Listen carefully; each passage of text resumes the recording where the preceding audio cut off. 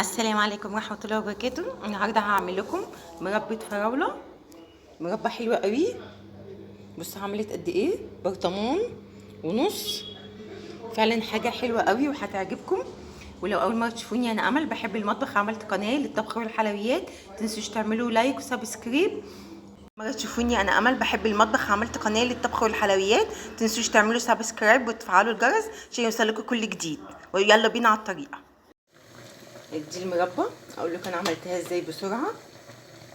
انا جبت كيلو ونص فراوله وغسلتها حلو قوي، ورحت مصفياها، ورحت مقطعه الحته اللي هي الخضره دي، وقطعتها نصين. الكبيره بقطعها يعني كذا حته. المهم سبتها، حطيت عليها، انا جايبه كيلو ونص فراوله، حطيت عليهم كوبايتين سكر، كوبايتين كبار سكر، ورحت جايه مقلباها وحطيتها في التلاجة. سبتها يعني من امبارح بالليل، ده كتير. المهم وجيت رحت حطاها على طول كده في الحله، وجيت رحت حطاها على النار. وجيت رحت قلبتها تقلبتين، وجيت رحت حاطه، ممكن دي اختياري، ممكن نحط ممكن ما نحطش، يعني لو عايزين نحط. انا حطيت نص معلقه صغيره فانيليا سائله، وحطيت وعصرت نص ليمونه، والنص التاني رحت عصرها عصره صغيره كده. بصوا اللي كان فيها ريم اللي هو ده، اللي ده انا شلته كله.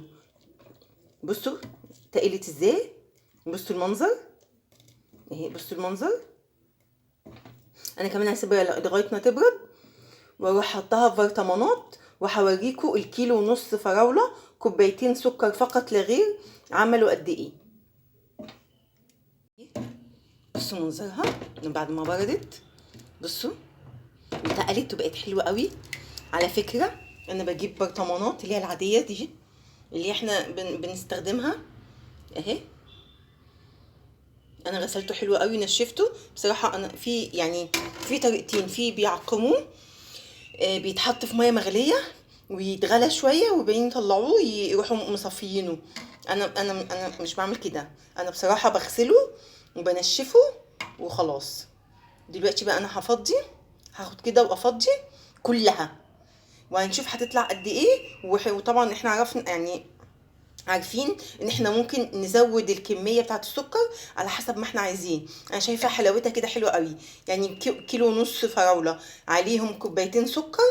لا حلوه قوي كده بصراحه، يعني السكرها بتاعها معقول، انا عاجبني. اللي عايز يزود سكر مفيش مشاكل، ممكن تحطي نص كوبايه كمان، على حسب ما انت عايزه. وهرجع لكم ونشوف عملت كام برطمان.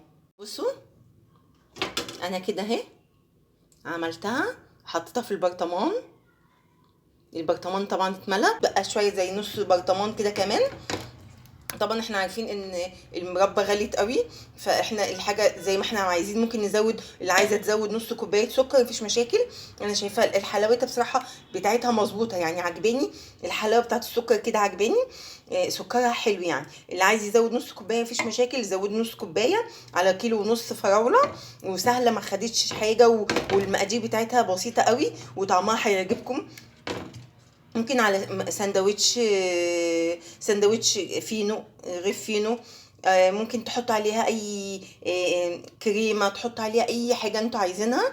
وغير كده بصراحه هي طعمها كده حلو قوي، من غير اي حاجه، من غير اي اضافات. يعني في السندوتش كده الصبح، للمدارس، للفطار، طعمها حلو قوي، هيعجبكم. ولو عجبكم الطريقه متنسوش اللايك والشير، واشوفكم على خير. باي باي.